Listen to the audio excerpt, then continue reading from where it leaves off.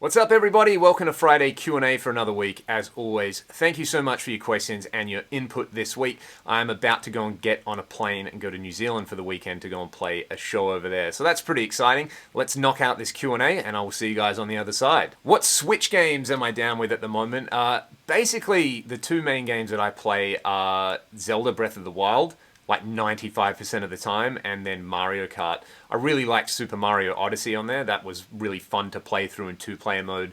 My wife and I basically played through a lot of that game, which is awesome. I really like the Switch because I can take it when I'm traveling, especially on a plane. It is a great way to kill time and, you know, do side quests and all that kind of stuff. I've basically played through Zelda twice now. It's such an amazing, amazing game. If you own a Switch and you don't own that game, that's like owning a guitar but not owning a set of strings. Just to clarify, I'm not actually British. I was born and raised here in Perth, Western Australia. Obviously, Australia was colonized by the British, so there is a massive British influence there, but I would say that culturally, I'm not really British. I'm definitely an Aussie, so just clearing that one up for anybody who was wondering. Will the Metal Zone still work after last week's video? Who knows? Does a metal zone even work in the first place? But a good question for you guys. What would you like to see us do next to that particular metal zone? Because we carved Maya into it for a so-called Slayer mod on it. What would be a fun thing to do with a metal zone enclosure? You guys let me know in the comments. What about teaching? Yes, I do teaching. I do it online via a website called Musicon.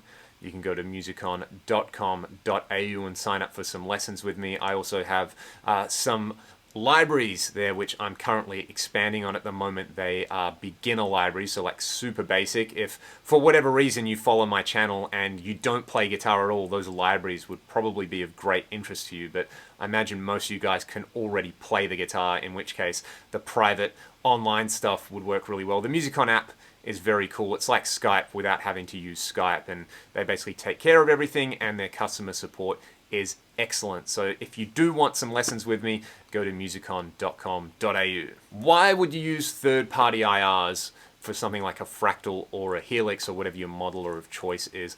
The main reason for me is essentially there's nothing wrong with the built-in IRs. There is an excellent selection, and something like the Axe FX3, you know, there's over 2,000 IRs. So if you can't find an IR in there that works for you, maybe they're just not for you. But the big advantage that I find with something like a York Audio IR or an Ownhammer IR or an IR that I made myself is that there are just more options. Rather than, say, for example, have one IR of an SM57 on a Marshall cab with greenbacks, you might have 10 different positions shot on that particular cab. So you can cycle through them and you can really hone in on what you like and what works best for your rig.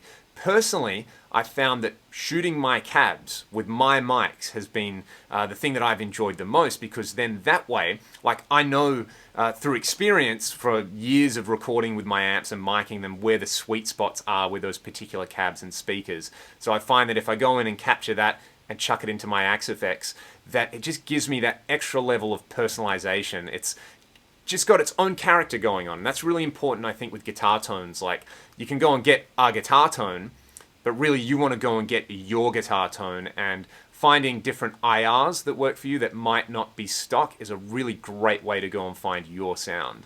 The difference between a clean tone and an edge of breakup tone, if we want to be really pedantic, I guess a proper clean tone would be a DI, something like this.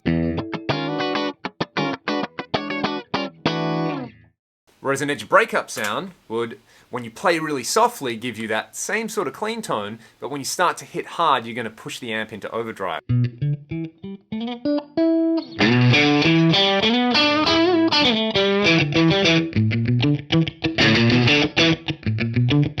So you have this dynamic control by using your hands and changing your playing articulation of controlling the amount of overdrive. One thing that's great about overdrive, essentially, is whenever you play a note or a bunch of notes on the guitar, right, there is a harmonic series associated with that and a set of overtones. So when you add overdrive and when you add EQ, you're essentially like bringing out certain overtones in there and changing that mix of the fundamental note to all its overtones, and that's what we normally associate with like harmonically pleasant distortion, right?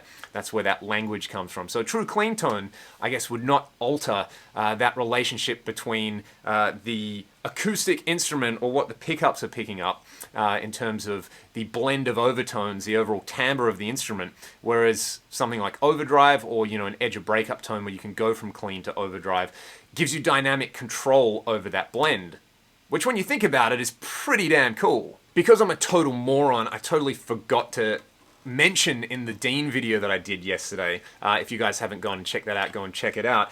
This is a Dean Select series, so yes, it is made in Indonesia, and in terms of build quality and things like that, I'm so impressed. If you had told me that this was a Japanese-made or Korean-made guitar or even an American-made guitar, I would have believed you guys, because the fit and finish is excellent.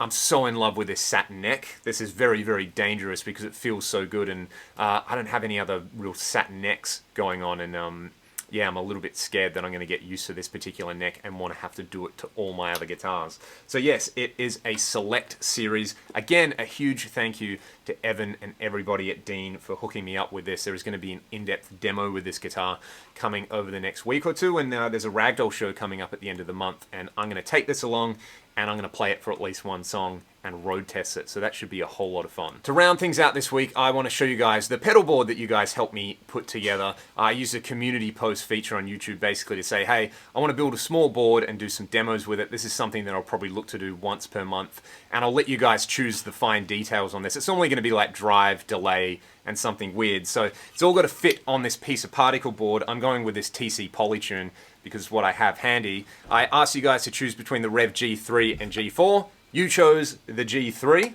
Awesome. I asked you to choose between the Eventide Rose and the Eventide H9. The numbers had it with the H9 because of the pink and yellow buttons. That's pretty cool. This isn't going to be the order these go in. I'm just chucking them on the board so I remember. And then finally, I asked you to choose between the Electro Harmonix Pog and Microsynth.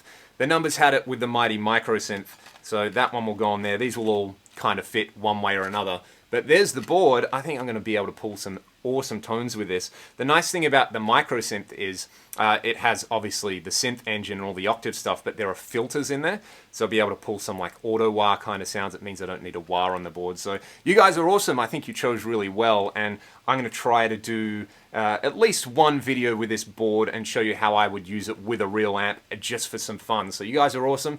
Thank you so much for that. I need to go and pack my bags and go and get on the plane. I will see you guys next week. If you have any comments or suggestions, you know where to put them. Thanks for watching.